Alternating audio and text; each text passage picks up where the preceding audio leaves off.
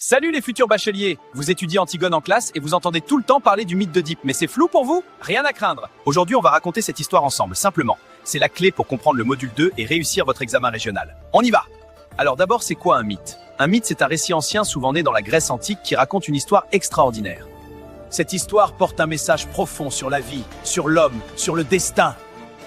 Tout commence à Thèbes. Le roi Laios et la reine Jocaste ont un bébé. Mais un oracle est une prédiction terrifiante.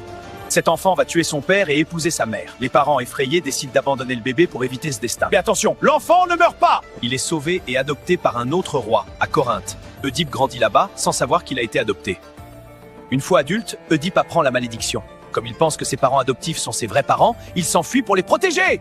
C'est là que le piège du destin se referme. Sur la route, il se dispute avec un vieillard pour un passage et le tue. Sans le savoir, il vient de tuer Laios, son vrai père. Hors de mon chemin, vieillard! Insolent, je ne sais pas! Première partie de la prédiction réalisée. Ensuite, il arrive à Thèbes, sauve la ville d'un monstre, le Sphinx, et devient roi. Oedipe résout l'énigme du Sphinx qui terrorisait Thèbes. Il est accueilli en sauveur et devient roi. En récompense, il épouse la reine veuve Jocaste. C'est sa propre mère. Des années plus tard, une maladie, la peste, frappe la ville. En épousant la reine veuve, Jocaste, il épouse sa propre mère. La prophétie est accomplie. Pour la sauver, il faut punir le meurtrier de l'ancien roi. Oedipe mène l'enquête et il découvre l'horrible vérité. Le coupable, c'est lui. Le choc est total. Jocaste se suicide. Et Oedipe, ne supportant plus de voir ses crimes, se crève les yeux et part en exil. Alors, pourquoi c'est important pour votre examen?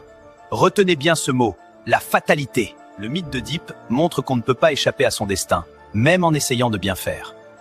C'est pour ça qu'Antigone, la fille d'Oedipe, est aussi un personnage tragique. Elle a hérité de ce destin maudit. Gardez ça en tête. Antigone joue dans la pièce le rôle de la femme fatale, de l'héroïne tragique. Elle s'obstine à mourir, malgré tous les arguments élaborés par Créon. Elle joue son rôle jusqu'au bout. Sa mort emmènera avec elle d'autres victimes. Aimon se suicidera de chagrin et sa mère Eurydice le suivra. C'est la cruauté tragique injustifiée. Voilà, l'histoire d'Oedipe n'a plus de secret pour vous. Si vous avez des questions, posez-les en commentaire. À la prochaine!